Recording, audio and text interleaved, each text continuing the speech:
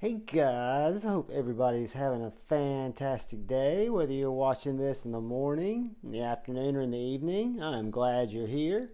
And if you feel so inclined, please take a second and hit the subscribe button below. And if you hit the bell notification, it'll let you know when I release new videos. And it also allegedly helps the YouTube algorithm push my videos out to other people. Today I wanted to go over 5 rocking budget knives, and I will start with the disclaimer that when I look at a budget knife, in my opinion, it's going to be under $100. So delivered to my house, out the door, under $100 is what I consider budget. Some of these knives are closer to that $100 range. Some of these knives are going to be much below that, but I wanted to start with the CNB Predator. These are all knives out of my collection that I purchased after either seeing a review or seeing it being released on one of the websites that I browse. And the CMB Predator got my attention right away because of the cool look and shape of the knife. So it's going to be, whether you call it a spear point or a drop point, it's a very pointy knife that has a nice belly that comes down to a really sharp edge. I mean, very sharp, guys. It's D2 steel and it's stone washed, looks like. Has micarta handles, deep carry pocket clip that works very well. The micarta is kind of waxy. It's not very textured, not very clothy, but again, very smooth feeling. Clip goes in and out of the pocket very well. Thumb studs, knife has great action. Reverse finger flick, thumb flick. Again, it's a bar style lock or axis style lock, bar lock, you know, the little lock that Benchmade patented that doesn't have a patent anymore. And this one works extremely well. The springs are pretty strong. It's got good tension, but I think that's what gives it such snappy deployment, which it does have very snappy deployment. It has a nice, tall, flat ground blade. Again, D2 steel. Great sharpening choil here where this terminates to your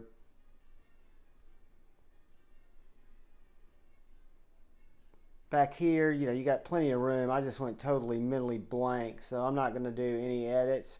But I was trying to think of the fat part of the knife that this does not terminate into, so I can sharpen literally that much of the knife away, which would look ridiculous on its own, but it's got a sharpening choil that's going to let me get as much sharpening done as I would ever want to on this knife. I have put it through one sharpening with my TS Prof Blitz 360, so that edge is my edge on there, and it's about probably 600 grit, and it is very, very slicey, 17.5 degrees, but that is the CMB Predator, which is a brand that I was not aware to until I saw brother Jared Nees review this knife, and I thought it was pretty cool. I picked it up and I wanted to share it with you guys. So this is number 5 of 5 rockin' budget knives. This knife I checked today and it comes in different color micartas for right around 70 bucks. And again, it's the CNB Predator. So moving on, again, these are not in any particular order. They're just the way that I happen to be grabbing them. But it is the Vosteed Raccoon. I know this knife has had some issues that people have noticed in terms of the lock being a failure, a hard fail. My particular version does not fail, but I also know that button locks are probably one of the weakest locks in the locking knife game. So I think about that when I use it. I use this knife to break down cardboard. It's got a really tall, slicey, I mean super slicey, 14C 28N blade. It's kind of got this weird drop point, sheep's footy looking blade with, again, a very good sharpening choil. I think I just said, but it's 14C 28N. With, again, that kind of waxy micarta handle, and it's a button lock. And one thing about the button lock that I like is that it has zero stick. It has what I consider to be good detent off of a button lock. It's got nice jimping here on the blade. I can choke up on this comfortably and safely for the type of cuts that I would be choking up for. And it's got this little piece of stainless around the button that actually finishes that off and makes it look like a little bit more of a high-end knife. Has a micarta back spacer, has a deep carry clip that has a little bit of branding on it, and it's deep carry down to about 3/4 of the knife, so you would have your lanyard exposed if you are a lanyard lover, and if you weren't, you'd have about that much of the knife exposed. So it's, I guess you'd call it a 3/4 deep carry clip. The clip itself is deep carry, but it's not position deep carry, if that makes any sense. And that's the Vosteed Raccoon, or Vosteed Raccoon. It is another one of the 5 knives we're going to talk about tonight that are budget knives and that I think are pretty rocking. Moving on, we're going to look at a fantastic knife. Did I give you the price of the Vosteed Raccoon? Did we talk about that? I don't think we did. This is right around 59 bucks, guys. 59 bucks, and that's before you use any code, Lefty 10 or any of our buddies' codes at White Mountain Knives, or if you go to Amazon, I think this is available for about 59 bucks. So that's the Vosteed Raccoon. And moving on, we'll go to the most budgety and probably one of my favorite budget knives altogether. On this list, it's a great knife. It's one that I've had in the collection for a while, so it doesn't get a lot of fanfare anymore, but it is the Kubey KU322 that has recently been named the Tityus. The Tityus. Tityus. I'll let y'all think about that. It might be pronounced Tityus, but I think it's Tityus. So the Kubey KU322, the Tityus, is a larger, medium to large size, full-size knife. We'll just go ahead and call it a full-size knife, guys, because it is. I've got 2 grip positions here. This is not a finger choil. This is a sharpening choil, but this does let me use it if I was going to do detailed or more precise cuts where I need to choke up. I would feel comfortable using that. However, most times when I'm breaking down cardboard or cutting the things that I EDC, which is usually breaking down or opening boxes, I just hold the knife right here. It's got really good jimping behind the spine there to give you just solid lockup, and you lock in to the grip behind the flipper tab. It's the liner lock, very drop shutty, has great detent. Flipper tab deploys it very easily. I cannot fail this knife. It middle finger flicks like a champ from pretty much anywhere in that deployment hole, or even further up to that fuller, which you don't even really need to get to that fuller because you've got hole that goes all the way up to it. But again, this is D2 steel, a really tall flat grind. It has my edge on it at about 17.5 degrees. Using the TS Prof Blitz. I've been really impressed with this knife, guys. I have not had any complaints. I've kind of beaten the shit out of it on cardboard. A good friend of mine, I break down a lot of boxes for her and run this through hundreds of feet, if not thousands of feet of cardboard. And it's got some marks on the blade. Besides that, this knife's held up great, has no lock rock, has no lock stick. Just a really good knife. A lot of people have said it's reminiscent in the look of the blade of the Arius, and I don't necessarily see that. I can see a little bit of a similarity to the way that the belly comes down, but it's its own knife. I think it's a good little knife. I've enjoyed it. I'd recommend any of these knives to any of my friends because, again, I think they're 5 rocking budget knives. And this guy's right now on Amazon, it's got 20% off, and you can buy it for $37.55.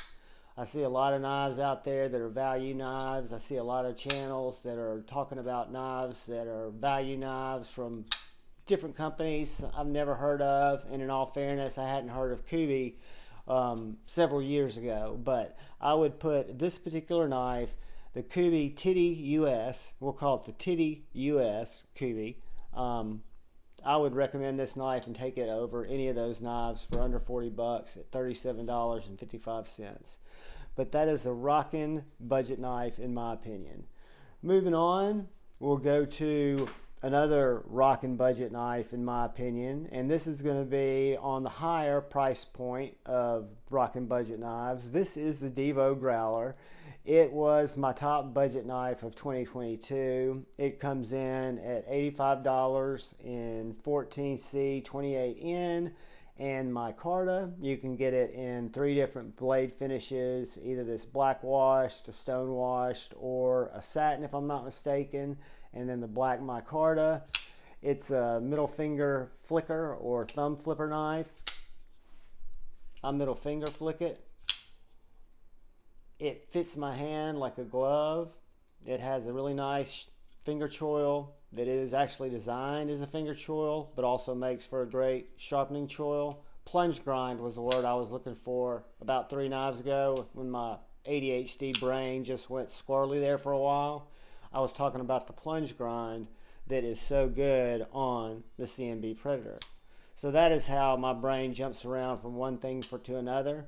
That's why if you watch my videos, you might get surprised with absolute babbling garbage at any given time. But this knife, again, 14C 28N, liner lock, locks up great, drops shut, snaps out, my version does, and just a knife that I would recommend to a friend.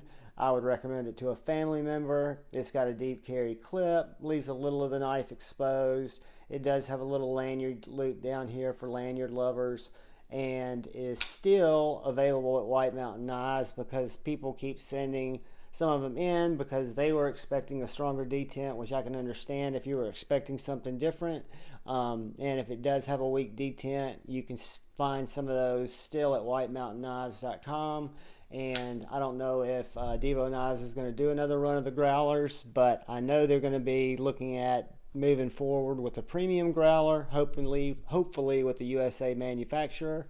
We'll see how that goes, but I will be hanging on for whether it's a USA made growler or it's a Chinese made by Best Tech or somebody like that growler, because it's a fantastic design and I really enjoy that knife. And the final 5 rockin' knives that I'm talking about tonight that are budget knives is this Vosteed Nightshade. This Vosteed Nightshade, to me, looks a lot like the Vox Chillin'. And I think they're both Jesper Voxnäs designs, so maybe that's why. But that's just the image I had, even though I've never held the Vox Chillin'. And it's about a $158 knife up to about a $220 knife if you go for full tie. But I like the look of the knife, and when I saw that this was in stock at White Mountain Knives, these guys, if I'm not mistaken, list for right at $72. They didn't have any of the micarta left in stock. That's why I've got this beautiful purple G10. But for 72 bucks, I felt like I couldn't go wrong. I'd try it out. And I will tell you that I used this knife on Sunday and cut through anywhere between 200 and 500 feet of cardboard. I used this for the entire time that I was over at my friend's house cutting cardboard down from Amazon. So this knife slayed cardboard like nobody's business. Got totally just continued to shave cardboard. I started using a couple of different knives, and when I got home I wanted to put a fresh edge on it because I've only had this knife for a couple of weeks. Have just carried it, fidgeted with it, but hadn't done a lot of cutting with it, and I had not sharpened it. So I put it on my TS Prof system, starting with an Atomi 140 grit stone, working back through some Veneve Scorpions, F80, and then an F120, which they course out to a grit that I think ends up around 600. I'm not a sharpener, guys. I just sharpen my knives. But I put, again, a 17 degree on this because it came with a really low angle, and it is a slicer. It is very, very slicey. You can see that I marred the blade up a good bit, running it through cardboard, but that's okay. Did not buy this knife or really any of my knives to win beauty contests. They're just knives to me. They either mean a lot to me sentimentally. I really like them because of their action or their design or the materials or their functionality. And this Vosteed Nightshade is a very odd looking knife, but is very functional. And after using it for a day cutting down Amazon packages, I really came to appreciate the blade and could see how it would be useful for a lot of EDC tasks. I have not put it through those paces, but when I run up against them, if I happen to be carrying this knife, which is highly unlikely because I carry a bunch of knives at a bunch of different time, I hope to do a lot more cutting with it. Guys, that is 5 banging budget knives that I would be happy recommending to any of my friends if they were looking for a knife that's just kind of an everyday EDC knife, and they said, Javon, what do you think? What would you think if I was going to buy a Kubey Tityus knife? I'd say, you know, the Kubey Tityus is a knife I could recommend, my man. Or if someone said, Javon, what do you think about the Vosteed Nightshade? I'd say, hey girl, that is a great choice. I mean, if you like the look of the knife, I know it'll do your cutting for you. And if somebody said, Javon, what do you think about the Raccoon? I'd say, you know, it's a great knife. Be careful. Some people have had issues with the lock, but check it. Make sure it doesn't have a lock issue. If it does, send it back. If it doesn't, it's a great knife. Javon, what do you think about the CMB Predator? Think it's a great knife. Javon, what do you think about the Devo Growler? I think the guy who designed it, 50% of it's a great guy. I think the other guy is an asshole, but the knife stands by its own. It's a great knife. My best knife of 2022. But guys, most importantly, please look out for the guy or gal to your left. Please look out for the guy or gal to your right. Please look out for each other. Move forward with love in your heart. Choose debate over hate. Peace.